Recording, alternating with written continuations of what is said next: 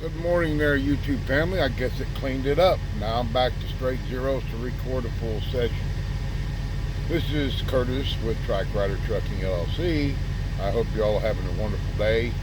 It's been a day, maybe almost 24th. In fact, this may be the second day, but anyway, labeled. You're going to read the caption of what I say, and then you'll understand after I explain what I'll write on the title page. But anyway, I was able to get that load. I took off, got up there to Ottawa, Illinois, and was able to deliver that load. Pretty simple. Pretty good little location up there. It was I can't, how do you, Repowered distribution center for Tyson. Pretty good location. Of course, nobody, when we got there, the only thing was there was guards. Or I got there, and it's not we, because I ain't got nobody else on this truck. Can't get none of my family to come and ride. So anyway, made it up there with no incidents. Everything was fine. Got up there. In fact, I got up as far as I could go. In fact, no, I did get all the way there. I'm sorry, guys. I'm kind of confused. I don't know. We got up there, and on the way up, I get a message from dispatch. And I don't like listening to a computer-generated message. I don't understand them. They don't make sense to me. Instead of pulling over, I just kept going. In fact, no, I called them. Yeah, I kept getting this weird phone call, but I thought it was a spam, so I just closed it down. It didn't say Prime on it, so I ain't answered. But anyway, I went ahead and called Prime Dispatch, or my fleet manager. Of course, we're dealing with the weekend warriors, so that's not that's scary to begin with. But anyway, and he explains to me they've got a situation where one of my fleet manager's operators, like me, had broke down near Morton, Illinois, which was probably, at the time that I was going through there, probably only 20-30 minutes from me. But I was still going north. I was still going up to deliver my load, So, and he said, man, I need your help. I need you to consider about repowering his load, because I have nobody in the area that's close enough to get there to get this load so it can be delivered. He said it's a good paying load. You can't go wrong on it. So call me, please consider it, look it up, and I'll talk to you about it. I don't want you, driving and talking and look at what I got to offer you on this load, and get back with me after you drop after 9. I said, oh, okay, fine. So I get in my truck, get everything lined up and everything. He sends me a repower proposed plan, or whatever you want to call it, and I look at it, and you know what, it's looked pretty dang good to me. It was about total miles on it, 801 miles, and it paid a little over $2.30 some cents, I think it was. And I thought, well, yeah, I'm going to help you out. I didn't have to. I didn't want to, because I wanted to go to sleep. I wanted to rest. I've been running so hard. But I said, yeah, sure, why not? And I said, well, where's he at? And he said, Morton, Illinois. They just picked his truck up and trailer and took it to a Freightliner location. And I mean, this guy was an owner-op, man. He's an owner-op, had his wife and his little dog. And I'll explain that when we get through the system here. But anyway, I guess it was a pretty bad situation for him and his wife. But anyway, so I got rid of the load. Instead of picking up an empty trailer, I bobtailed. So I had to bobtail. Little did I know that the bobtail ride was around 98 miles back down the way I'd come. Well, I got down there, and anyway, I'm smoking again, guys. Hang in there. But anyway, I go ahead and take off. Well, I only had like 3 hours left on my clock, because I'd really run hard that day. fighting wind again and all that good stuff. But anyway, we got down there and it was dark by the time I reached. Him and his wife were put up in a Holiday Express right down the road from where the Freightliner place was. So he kept calling me on the phone, and they said, "Man, can you stop by Holiday Inn where I'm staying at, and I'll run over there with you because I left my lock on the trailer. I forgot to pull the lock." And I said, "Well, man, I don't have any room because I use my co-pilot seat for all my documents and files and everything else." So I said, if you'll give me, if you trust me with your keys, I'll go over there and I'll unlock it, grab the lock, and I'll put it in your truck. So he had left the window cracked in the truck.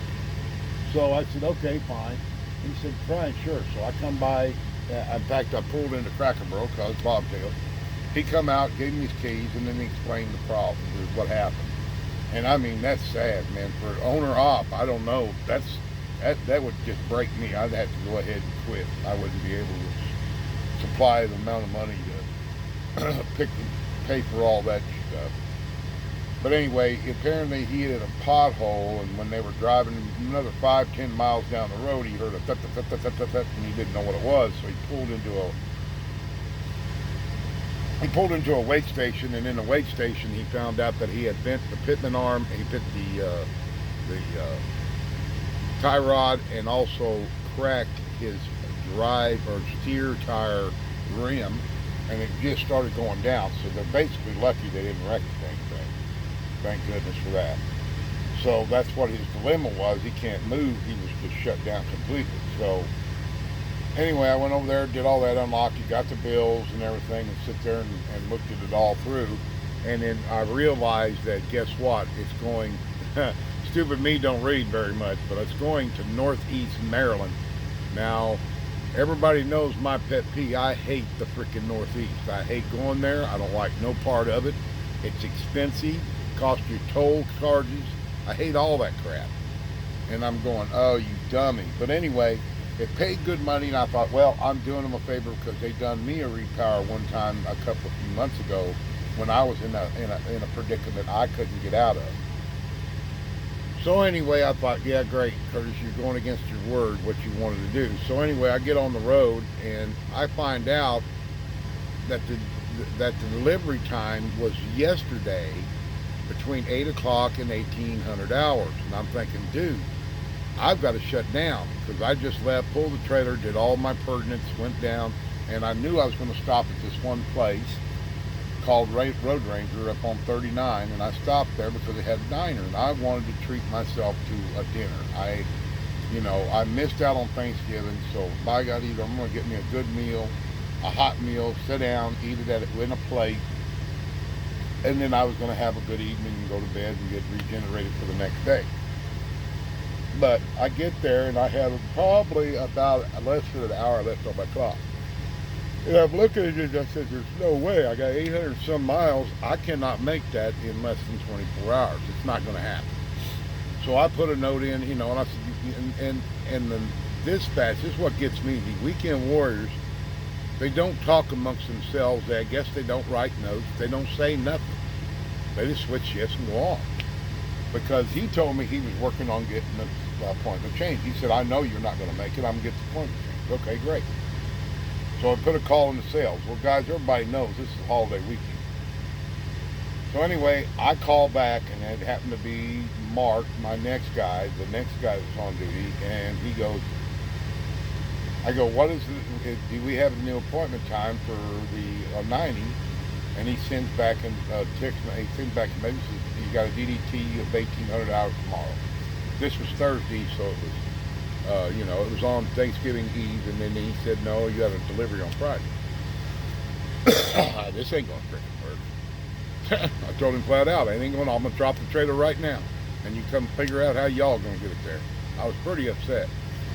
So anyway, I said, well, I'm not going to worry about it. I'll just go ahead and I'll haul it till I can't haul it, and if I miss the time, it's on you all because I've got it all documented. So anyway, he didn't do nothing about it. So I'm driving the next morning. I'm getting down the road. I'm probably about 30, 40 miles out of Indianapolis, and I called because I hadn't yet got a message saying they changed it. Well, lo and behold, thankful my fleet manager, one of the greatest persons I can think of, Craig Bone. I don't know if any of you guys got him as a fleet manager, but I've had him since TSD, and I haven't lost him, and he's done me right. There's been situations that I had to get saved by him, but anyway, I called him on the phone and I said, "Hey, Craig," I said, "Wow, you're working this weekend." He said, "Yep." I said, "Have you heard any news about the appointment change for that 90 I repowered?" And he goes, "Man, I've seen the notes and everything, and I'm gonna get on sales bud again and find out what they're gonna do." So it wasn't 10 to 15 minutes later, I already had a new appointment time, which was today, but it was a set time of 1800 hours this evening. Okay, that's doable. So I appreciate how quick he reacted, because the other people don't give a rat's ass, I guess. They don't, excuse my French, but they don't care. So anyway, I was really relieved, and I plotted it out, and I'm taking off, and I'm trying to figure out a good spot to stop, because I wasn't going to make it the whole way. So I'm out here at a rest area just west of Wheeling, Virginia. Thought I better lay down because it's dark, and I don't like driving in Pennsylvania in the dark. My trainer made me drive there every freaking time in the dark, and I hate Pennsylvania, period. So, and I'm pretty heavy. I'm 76,000 pounds, and I just don't like up and down them hills. I just don't like it. Not during, let alone not during the day, let alone at night, So I shut down here, and I'm going to recoup, and I'm looking at seeing how much I've got left. I got a little over, probably a little less than 400 miles. I think I got about 368. So I'm looking at about 7.5 hours left to go. And right now it's 7:07 Eastern time here on Friday, or Saturday, excuse me. My days are all screwed up.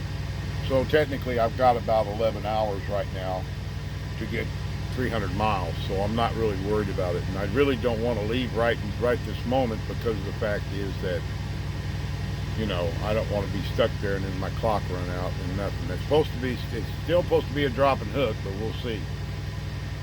And I've been in that area before. When me and my trainer went over there, we had a delivery there just probably northeast of there. It wasn't 10 miles, maybe it's that. So I'm familiar with that area. But anyway, boy, it is hot as heck.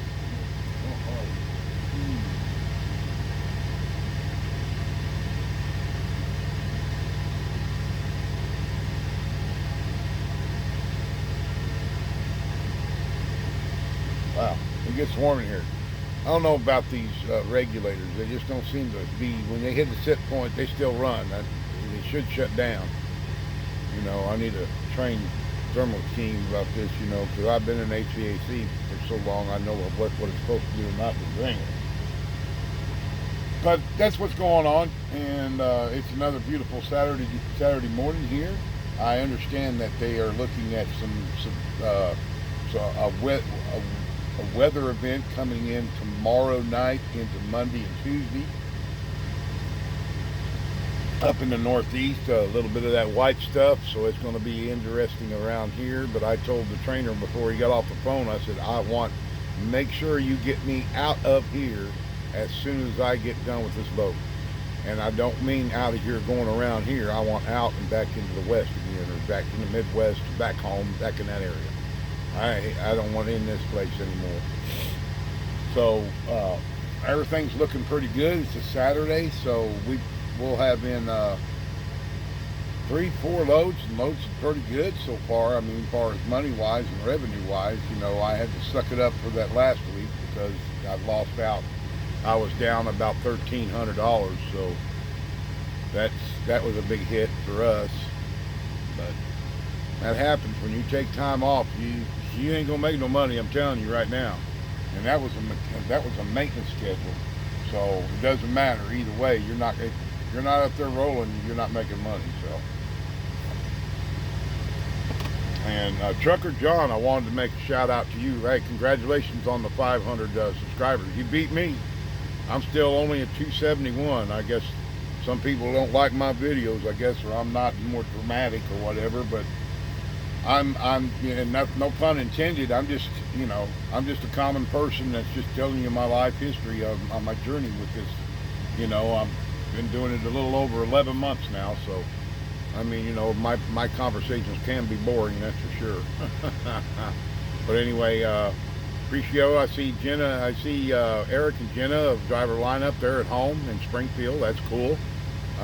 Hope everything works out for Jenna. She has a doctor's appointment on Monday. I watched y'all's video the other day. Hope the turkey was good, and all that stuff. A little bit of sweet home time, anyway. But a few others. Lyle calls me every day, which is awesome. No hit the trucking and transportation. He called me yesterday and asked me if I went ahead and took that load or not, because I wanted his advice on it. I didn't know whether I should take it or not, but he gave me some good advice. I went ahead and accepted it and then took it. So it's good to hear from some people out there, and hope everybody's doing safe. I missed all my kids called, and my grandkids talked to me on the phone, and just something I miss now, you know, getting my age at 60. I ain't, you know, I'd like to be here forever, but I know it's, you know, Lord willing, but, you know, that's not going to be the truth, because I ain't been able to spend any time with those kids, much at all. But anyway, we'll see what happens in the future. But anyway, guys, I'm ranting now, so I'm just going to let you guys go, and hopefully we'll talk when I hit the East Coast, and we'll get this all taken care of. So I want to tell you all to be safe out there. Take care of yourselves. And always remember, we keep striving and driving for perfection. Y'all have an awesome day. Bye now.